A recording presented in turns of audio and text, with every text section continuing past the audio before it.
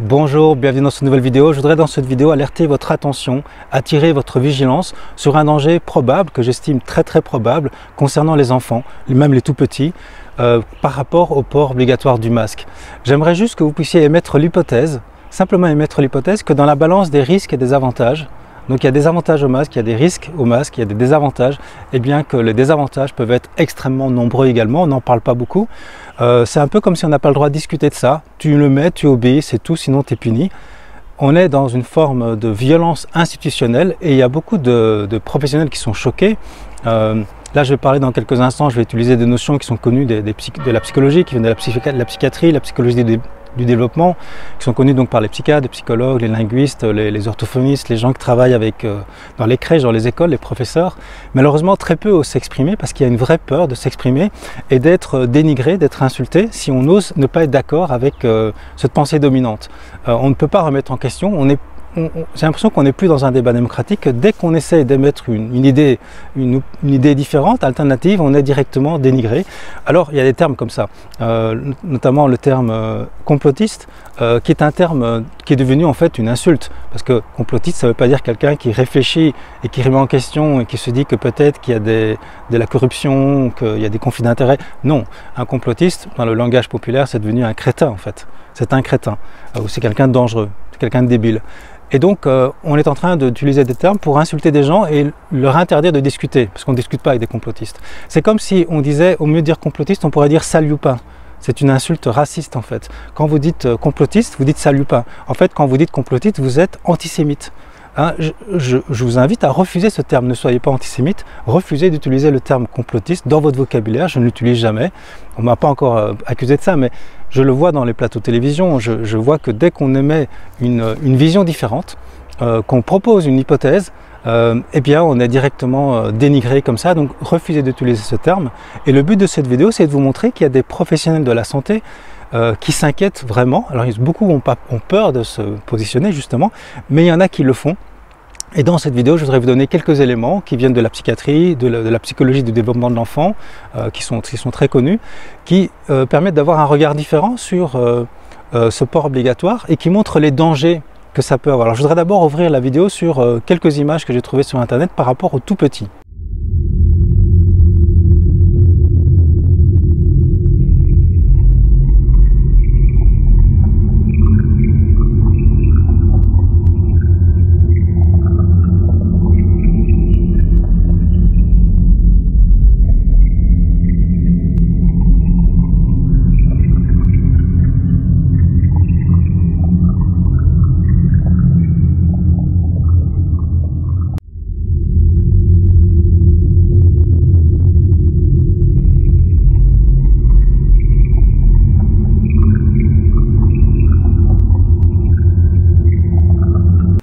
Alors c'est des images assez choquantes, j'espère que ce n'est pas représentatif de l'ensemble de la société humaine, mais c'est juste pour alerter notre attention que ça peut effectivement devenir une nouvelle normalité et des enfants peuvent avoir l'habitude depuis tout petit de voir le monde, d'avoir le rapport avec les autres enfants et les adultes à travers ce masque.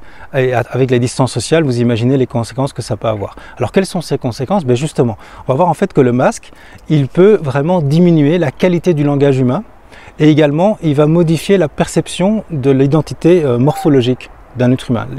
La morphologie, le visage, le fait que le visage est caché aux deux tiers, eh bien, cette altération de la morphologie identitaire va perturber notre perception de l'humain, en fait. On va d'abord commencer par le langage. Vous savez, pour le langage, en fait, quand on communique, ce sont des notions de base, en fait, c'est qu'on communique avec trois canaux. D'abord le verbe, on communique avec les mots. Donc le verbal, puis ensuite il y a le paraverbal. Le paraverbal, c'est l'intonation, c'est le rythme, c'est la vitesse, c'est le volume de la voix. Donc c'est tout ce qui est lié à la voix. Le paraverbal, donc il y a le verbal, le paraverbal, et puis il y a le non-verbal. Le non-verbal, évidemment, c'est toute l'expression corporelle, et notamment au niveau du visage. Le visage est très important pour inscrire justement l'identité morphologique de quelqu'un. Si vous demandez à un enfant de se rappeler de sa grand-mère, quand il pense à sa grand-mère, ben, il se souvient surtout de son visage. Maintenant, si le visage est caché, il ne reste plus que les yeux. Heureusement, il y a encore les yeux, mais quand même, il y a une grande partie, il n'y a plus le sourire, il n'y a plus les mimiques, il n'y a plus... parce que vous savez, l'enfant, il apprend aussi par mimique. Il reproduit en fait les mimiques des adultes. Et donc avec ce masque, il y a des changements importants qui vont avoir lieu. C'est quoi le premier changement? C'est que quand on voit ces trois canaux, c'est que la plupart de notre communication, 93%, 93% de la communication viennent du non-verbal et du paraverbal. Donc c'est l'intonation, c'est l'articulation, et c'est tout le non-verbal, la façon dont on va s'exprimer. Hein, si vous avez un masque et que vous dites à quelqu'un comment ça va, et l'autre dit ça va, on ne sait pas trop si ça va vraiment ou si ça va pas. Ou je faisais ça dans les séminaires pour rigoler. Chérie, est-ce que tu m'aimes? Avec le masque. Ouais, je t'aime. On n'entend pas très bien. On ne sait pas si c'est de l'humour, si c'est de l'ironie, s'il est vraiment amoureux ou s'il dit juste ça pour faire plaisir. En fait, avec le masque, qu'est-ce qui se passe? C'est que le langage est altéré parce qu'on entend moins bien. Le message passe moins bien, et avec le masque, vous vous êtes rendu compte, c'est que les gens s'expriment moins, parce que c'est fatigant, hein, ça élève le rythme cardiaque, parce qu'on doit plus respirer, on a difficile à respirer notre gaz carbonique, on a beaucoup moins d'oxygène, et donc on a tendance à faire des phrases plus courtes, moins élaborées, moins régulières. Alors c'est déjà un problème, parce que le bain linguistique dans lequel doit baigner un enfant va être déjà altéré à ce niveau-là. Mais ensuite, comme il y a une baisse de l'audition, il y a une baisse de l'articulation, il y a une baisse également des mimiques du visage, on voit vraiment que le langage oral va être extrêmement déficitaire, pauvre en fait. Un langage oral qui est pauvre va avoir des conséquences dramatiques sur le rapport avec les autres, sur la façon dont on perçoit le monde, dont on se représente le monde, mais également un langage oral qui est pauvre va avoir des conséquences également dramatiques sur le langage écrit. Et le langage écrit, c'est un peu notre monde intérieur.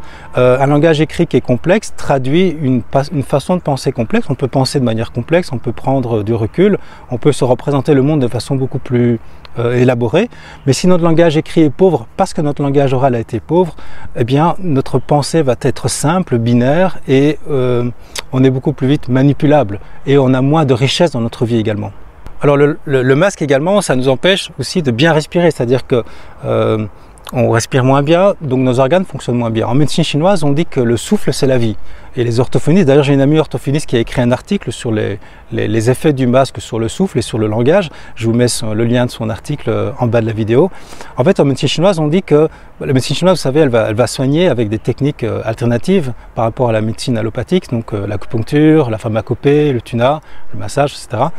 Et en médecine chinoise, ils disent, avant d'utiliser ça, on a de la prévention. Et il y a une façon de jamais tomber malade, c'est de bien respirer. Une respiration importante, une respiration qui n'est pas empêchée, une respiration consciente, est une clé pour ne pas tomber malade. Or ici, évidemment, ce n'est pas du tout possible avec le masque. Et donc, il y a une baisse d'oxygène dans le sang, ça a été prouvé par différentes études. On a en fait des organes qui fonctionnent moins bien. Et puis ça, non seulement ça, mais également au niveau symbolique, le souffle de vie, c'est important pour l'être humain. On parle d'ailleurs du premier souffle de vie, du dernier souffle de vie. Le souffle de vie, elle porte notre vitalité, elle porte la vie. Et là, le souffle est altéré, le souffle est empêché. Donc ça a des conséquences également au niveau de notre humanité en fait. Notre humanité est empêchée avec ce masque. Mais ce masque, on va le voir, va avoir des conséquences encore beaucoup plus graves sur l'équilibre psychologique d'un être humain, notamment partant de la petite enfance, sur la confiance qu'il va avoir en lui et en le monde. Et je voudrais d'abord vous montrer, pour vous illustrer ça, pour vous illustrer l'impact, le fait que ce masque peut vraiment déséquilibrer et déranger en fait gravement le rapport avec autrui chez les tout petits. Je voudrais vous montrer cet extrait qui vient du film Hold Up, de ce documentaire qui est très décrié, que j'invite à regarder, ne fût-ce que pour croiser ces sources d'informations, prendre de la hauteur et avoir d'autres sons de cloche. C'est un film qui a un parti pris certes, mais dans les médias il y a aussi un parti pris, donc c'est intéressant de croiser ces sources d'informations. Donc je vous laisse regarder ce petit extrait. On travaille dans une crèche, les enfants ils sont habitués au masque, et quand on enlève le masque ils sont terrorisés maintenant, c'est l'inverse, c'est l'effet inverse. Pour eux, on vit avec un masque et on est obligé d'avoir ce masque, et les enfants, pour eux, le visage c'est un masque, c'est plus un visage avec un sourire. Donc on voit que le masque c'est pas juste rien, non c'est pas grave, c'est pas très grave, non c'est grave. Le masque va altérer la relation que l'enfant a avec la représentation du monde, avec les adultes. Ça va générer beaucoup de stress, beaucoup de tension, parce que imaginez des enfants qui ont peur déjà parce qu'on enlève le masque, imaginez quand il y aura un vrai danger, ça va complètement les perturber. En fait, le sentiment de confiance naturelle, d'être bien avec soi, avec les autres, il est complètement détruit. Il y a vraiment une sorte de destruction en fait de l'humanité avec ce masque.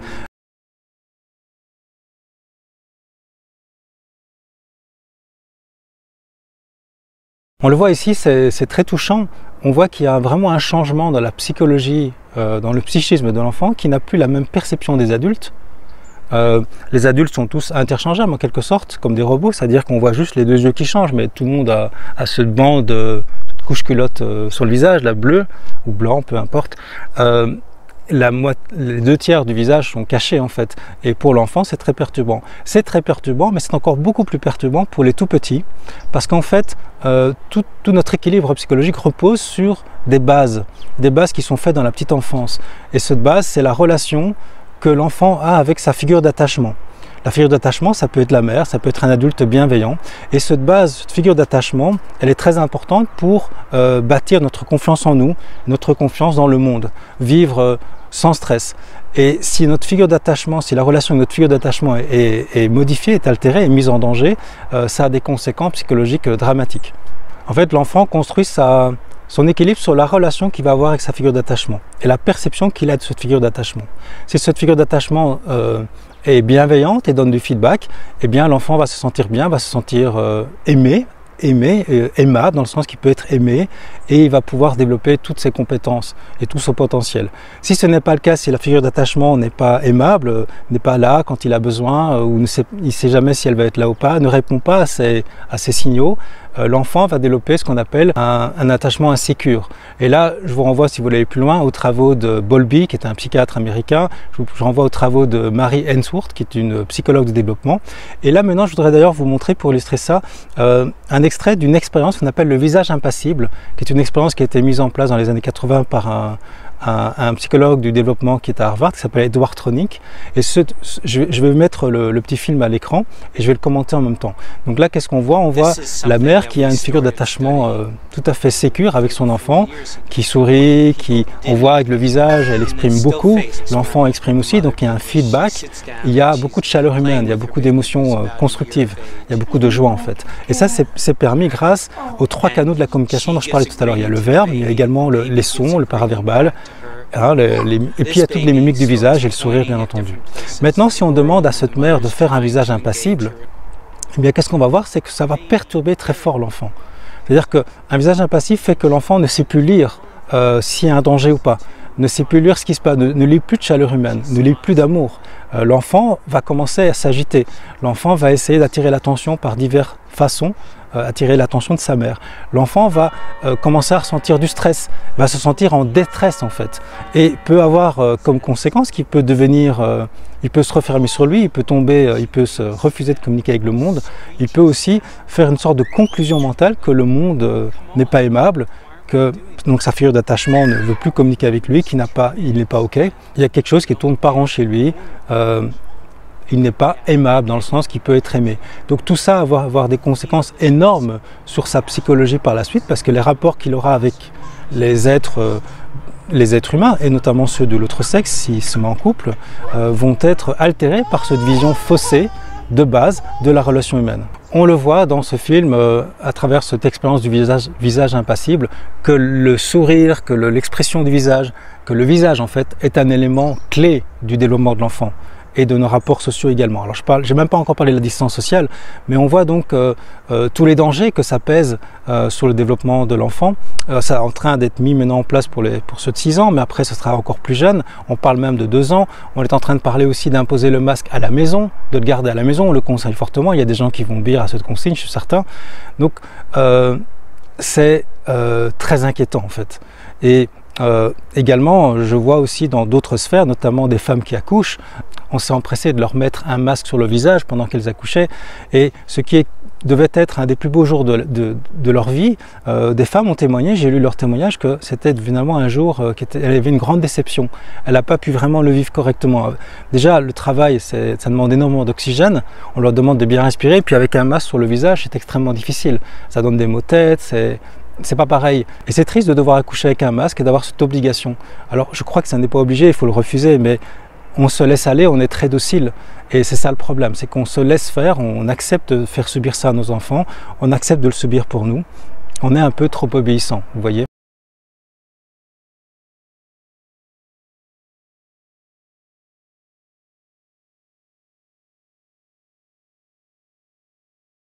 Et en parlant de docilité, je voudrais terminer, j'ai pris quelques notes.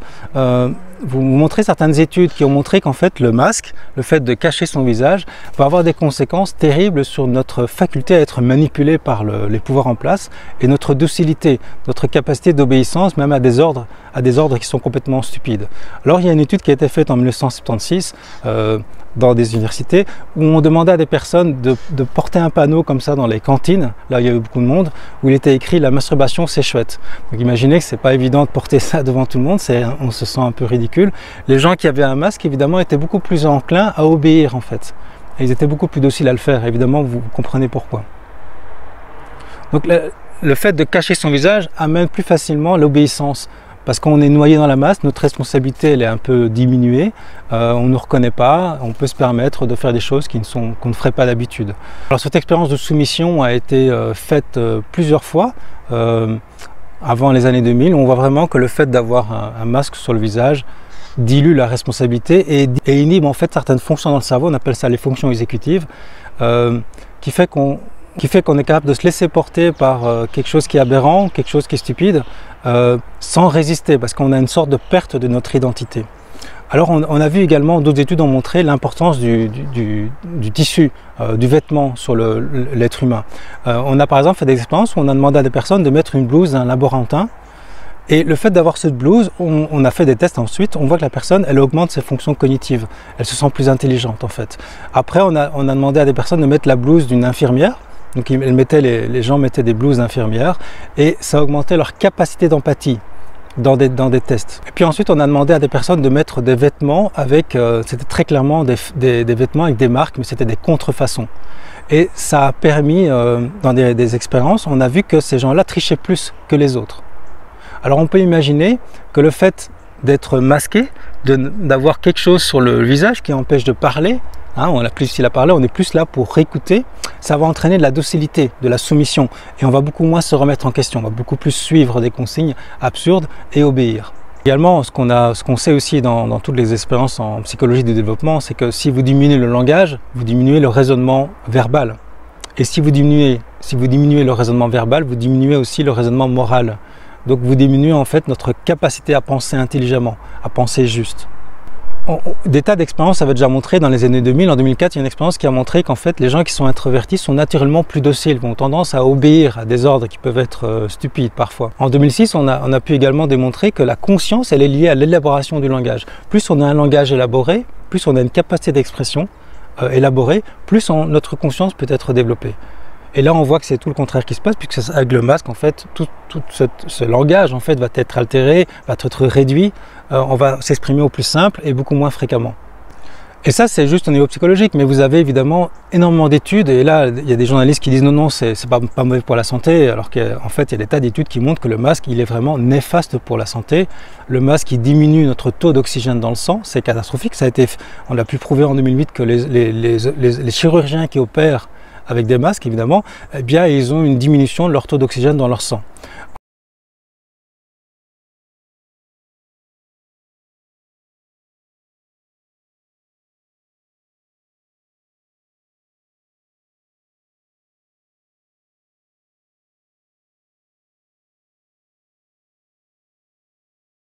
Une expérience post-Covid avait montré que le masque en fait va développer des maux de tête, ça a été fait sur des soignants et on le sait en écoutant simplement des témoignages d'enfants que le masque amène des maux de tête et le masque en fait c'est un nid à microbes puisque si on devait le mettre comme il faudrait le mettre dans les hôpitaux, on devrait le changer toutes les 20 minutes, on devrait le changer avec des pinces, on ne devrait jamais le toucher et évidemment c'est pas ce qui se fait, donc le masque est un nid à microbes qu'on respire.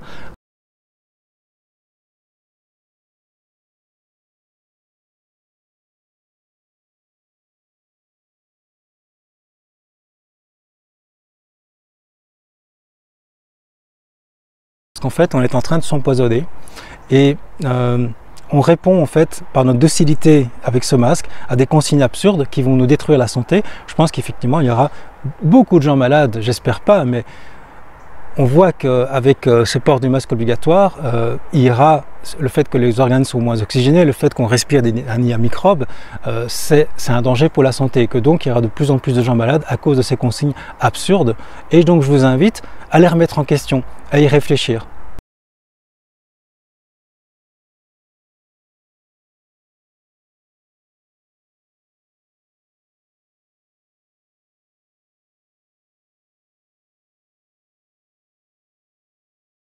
On a vu que le masque, ça diminue l'intelligence, ça diminue notre sens de la probité et ça diminue également notre santé. Alors qu'est-ce qu'on attend pour remettre ça en question? Pour oser dire non, je refuse d'imposer ça à mon enfant.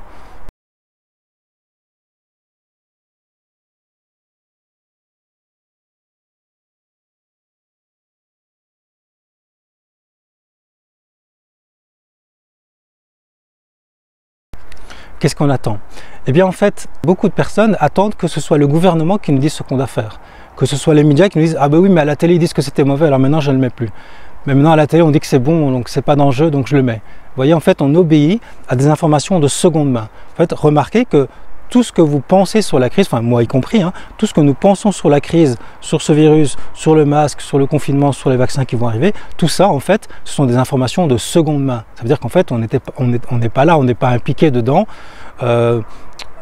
Même si on est médecin, on n'a qu'une petite partie de la réalité, on ne sait pas ce qui se passe vraiment au niveau collectif. Donc en fait, toutes nos informations, c'est des choses qu'on a entendues, on nous a dit, on a eu un témoignage, on a vu à la télé, on a vu le ministre ou le président qui disait ça.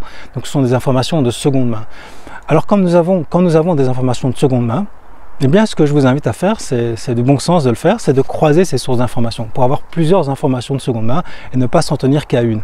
Hein, je vois des gens qui, pour l'instant on parle beaucoup de ce documentaire Hold Up, qui a été distribué, puis il y a un ami qui me dit regarde, j'ai distribué à mes amis, puis il y en a une qui m'envoie un article de journal qui dit que c'est un film complotiste, voilà, une insulte, comme si on disait salut pas, hein, comme je le disais.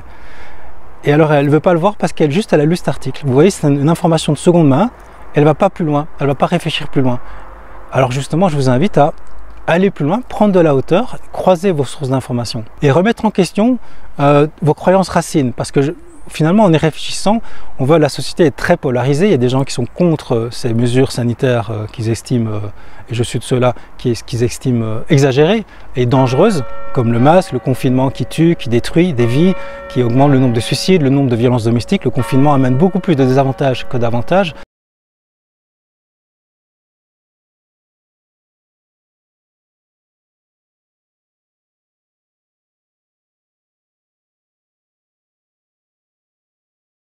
Donc il y a des gens qui sont contre et puis il y a des gens qui suivent le gouvernement.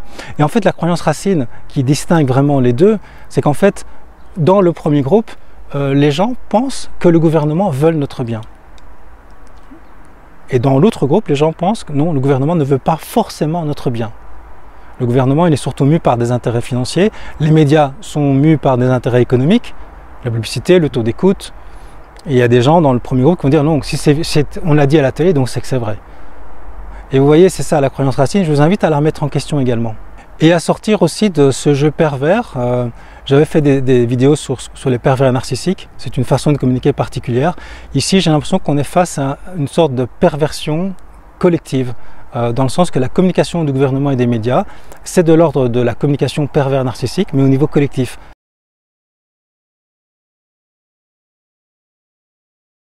Avec ce terme par exemple qui nous culpabilise, qui nous dénigre, le fait que si vous ne mettez pas le masque vous êtes un mauvais citoyen, rien ne le prouve, rien ne prouve que ce virus se transporte comme ça, on dit plutôt que c'est manuporté, mais on nous culpabilise, on dit qu'on tue des gens si on ne met pas le masque, alors il faut quand même se rappeler toujours que ce virus ne tue que moins de 1%, c'est 0,5%, certains vont dire encore moins, peu importe, c'est une question de statistique.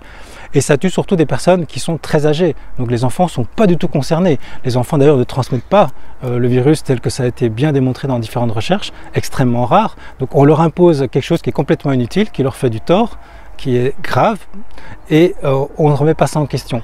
Alors je vous invite à remettre en question cette croyance que le gouvernement dit toujours la vérité, que les médias disent toujours la vérité. Je vous invite simplement à prendre de la hauteur, croiser vos sources d'information et sortir de cette culpabilité qui est malsaine, qui est perverse de la part de la communication officielle, et également de sortir de ce dénigrement par rapport à des gens qui simplement posent des questions par rapport à ce qui arrive. Hein, par exemple par rapport à ce vaccin qui va sans doute, dans la bouche de plusieurs politiques, devenir obligatoire, mais est-ce que c'est vraiment démocratique? Est-ce qu'on peut dire non? Est-ce qu'on peut discuter de ça? Est-ce qu'on peut refuser ce vaccin? Est-ce qu'on peut remettre en question le fait qu'il est peut-être finalement pas si inoffensif que ça? Vous voyez? Comme disait Prévert, je ne mets à genoux que devant une fleur. Je vous invite à vous relever, si vous étiez docile et assis, et devant la télé, un peu hypnotisé par les médias et par les séries télé, et à se lever et à rejoindre en fait des personnes qui posent des questions, qui se remettent en question, qui veulent protéger les enfants. Alors je vous invite, pour ne pas rester seul, si vous sentez qu'effectivement il y a quelque chose qui ne tourne pas rond, qu'on est en train d'aller tout doucement vers une sorte d'état policier et d'état dictatorial, c'est de vous unir à d'autres personnes qui osent également poser des questions, qui osent se lever et dire non, je ne suis pas d'accord, je voudrais pouvoir discuter, je voudrais avoir le droit de discuter, de remettre en question les choses. Alors il y a des associations qui existent pour ça.